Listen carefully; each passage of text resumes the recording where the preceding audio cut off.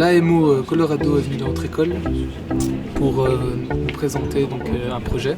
Notre classe a choisi le thème de la surconsommation et des nouvelles technologies car nous sommes jeunes et en même temps nous grandissons dans ce monde et nous ne savons pas jusqu'où on ira.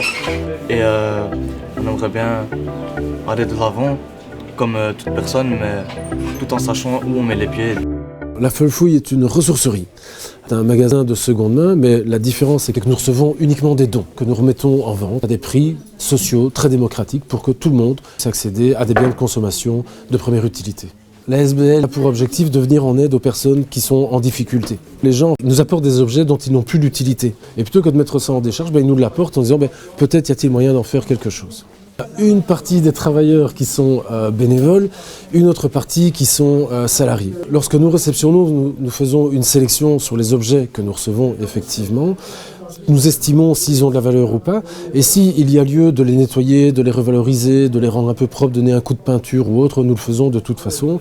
Et pour donner un exemple précis, pour ce qui est des textiles, on peut recevoir par exemple des textiles de très bonne qualité mais qui ont un petit accroc ou une tache, et donc au lieu de les jeter, ou en tout cas de les faire rentrer dans une filière de recyclage, on va les customiser, on va leur donner une apparence spécifique. Donc on traite et on revalorise les objets ici en interne.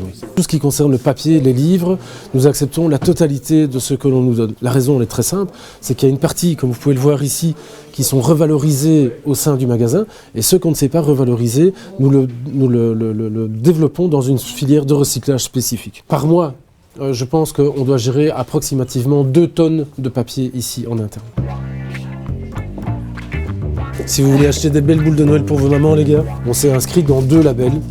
Un label qui s'appelle le label solidaire et un autre qui s'appelle le label Récup. Le label Récup nous garantit la qualité, la propreté de ce qui se trouve en magasin et donc surtout la qualité de l'accueil des clients ici à l'intérieur du magasin. Et le label solidaire, c'est le garant que ce qu'on génère financièrement ici en interne est redistribué dans des projets sociaux. Donc il n'y a pas de but d'enrichissement personnel et individuel. L'ensemble du mobilier que vous voyez là, c'est du mobilier de récupération. Les gens peuvent venir ici tous les jours, ils déposent. Toute la matière que l'on reçoit ici, on doit la noter, on doit l'évaluer en points. On renvoie ça à l'Office wallon des déchets, ce qui nous permet d'avoir un agrément. C'est la reconnaissance de notre travail. Ici, c'est l'atelier bois et décoration.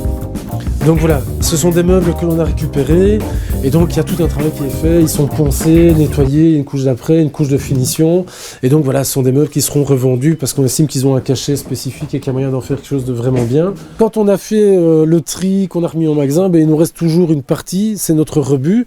Alors qu'est-ce qu'on fait avec le rebut ? On pourrait se dire tout ça vole à la décharge, mais non, pas du tout en fait. C'est du textile qu'on ne sait pas valoriser en magasin et en fait on a un accord avec une autre ASBL qui s'appelle Terre. Et Terre récolte des tissus. Une partie du tissu qui va partir sur des projets de coopération au développement vers l'Asie, l'Afrique et l'Amérique du Sud. Okay. Le tissu qui va leur rester, ils vont en faire des panneaux acoustiques. Individuellement, ces objets ne valent rien du tout. Mais tous ces objets mis ensemble, en fait, c'est un volume extrêmement important en cuivre et en différents métaux qu'on peut réutiliser dans les processus industriels. La seule partie qui part vraiment en décharge, après être passée chez nous, c'est ce rack-ci, en fait. C'est ça le principe du développement durable, c'est de se dire on a une ressource à notre disposition et il faut l'employer au mieux et le plus longtemps possible. Et donc plutôt que de se dire chaque fois que j'ai envie d'une étagère, je vais dans un magasin d'une marque suédoise pour acheter un nouveau meuble, eh bien il est possible de se dire de ce meuble-là, je peux en reconstruire un autre.